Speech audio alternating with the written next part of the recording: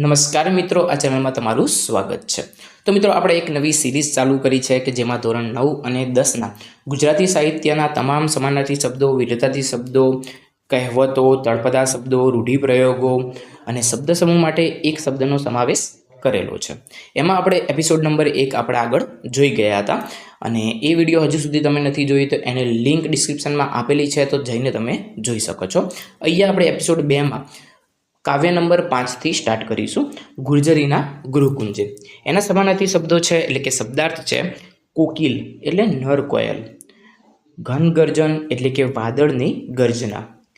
ઉરતંતે એટલે કે હૃદયના તાંતણે, કોતર એટલે કે નદીના પ્રવાહથી બનેલો ઊંડો પહોળો ખાડો કે બકોલ। એના પછી છે પૌરુષ એટલે પુરુષાતન, એના પછી છે સુફલિત એટલે કે ફળદ્રુપ અથવા સારા ફળવાળું,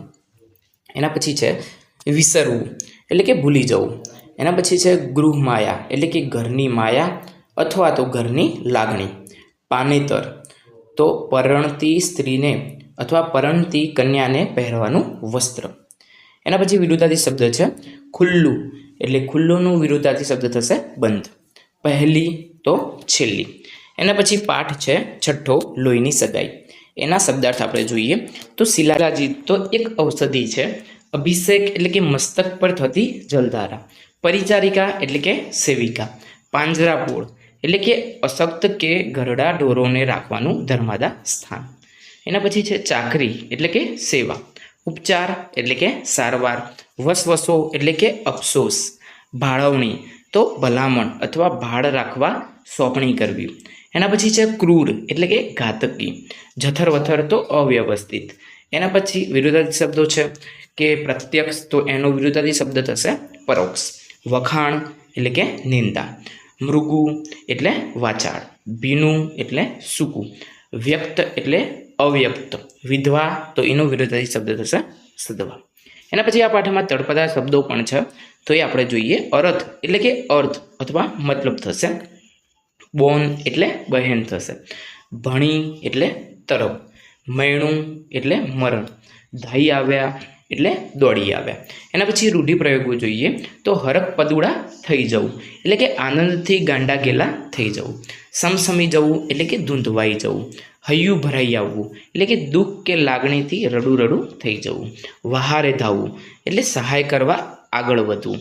ગોઠી જવું એટલે ફાવટ આવવી, હૈયું કકડી ઉઠવું એટલે કે હૃદયમાં દુઃખ થવું, હૈયે ટાઢક વળવી એટલે શાંતિ થવી અથવા રાહત થવી,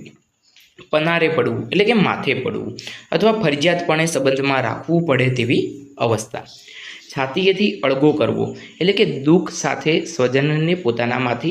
પોતાનાથી દૂર કરવો। એના પછી 7મા નંબરની કવિતા છે કામ કરે એ જીતે। એના આપણે શબ્દ સમજૂતી જોઈએ, સમાનાર્થી શબ્દો જોઈએ કે સીમ એટલે કે ખેતર કે ગામની હદ, તે ભાગની જમીન, મજિયારું એટલે કે સહિયારું, ખમીર એટલે કે જોશ અથવા તાકાત, ત્રિકમ એટલે જમીન ખોદવાનું એક ઓજાર છે, વેળા એટલે કે સમય અથવા ટાણું અથવા તો વખત, એના પછી છે બુલંદ એટલે કે ઊંચો અવાજ। તો મિત્રો, આપણે અહીંયા સુધી આજે જોઈએ છીએ, આના પછીના જે પાર્ટ છે એ આપણે નવા એપિસોડમાં જોઈશું। તો મિત્રો, આ વિડીયો તમને પસંદ આવ્યો હોય તો આ વિડીયોને લાઇક, શેર અને સબસ્ક્રાઈબ કરવાનું ભૂલશો નહીં।